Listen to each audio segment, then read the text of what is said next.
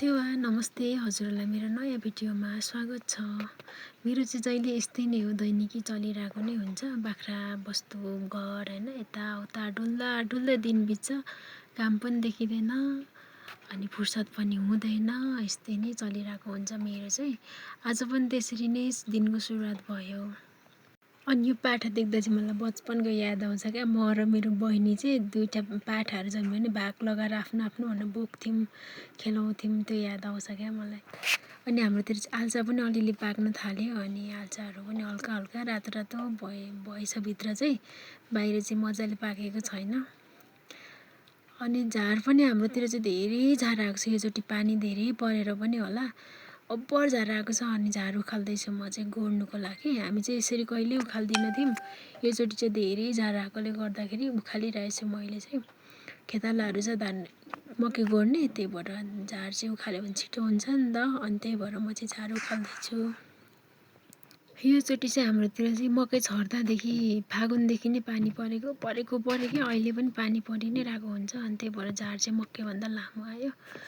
यो चाहिँ झार उखालेर मकै गोडेको। हामीले चाहिँ मकैबारीको बिचबिचमा अलैँची पनि लगाइदिएको, योचोटिदेखि मकै खेती नगर्ने भनेर। यता बुबुहरू भाउजूहरू गोड्दै हुन्छ, हामीले खाजा पनि खायौँ।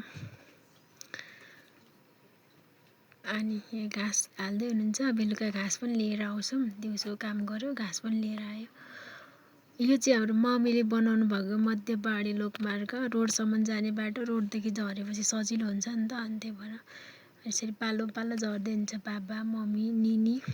हाम्रो चाहिँ ज्यान हेरी भारी बोकाउनुहुन्छ क्या, अलि सक्नेलाई। मैले चाहिँ घाँसको भारी बोकिरहेको छु, निनी गर्ने चाहिँ खाजाको। हामीले गोरु पनि उता लगेको थियौँ, चर्च आउँदैन हामी काम गर्छौँ भन्न। अनि घर आउँदा चाहिँ मम्मीले कुखुरा काट्दै हुनुहुँदैछ। अनि मास्तिर दाजुले मासु ल्याइदिएको छु भन्नुभयो। अनि म चाहिँ फेरि मासु लिनु गएँ।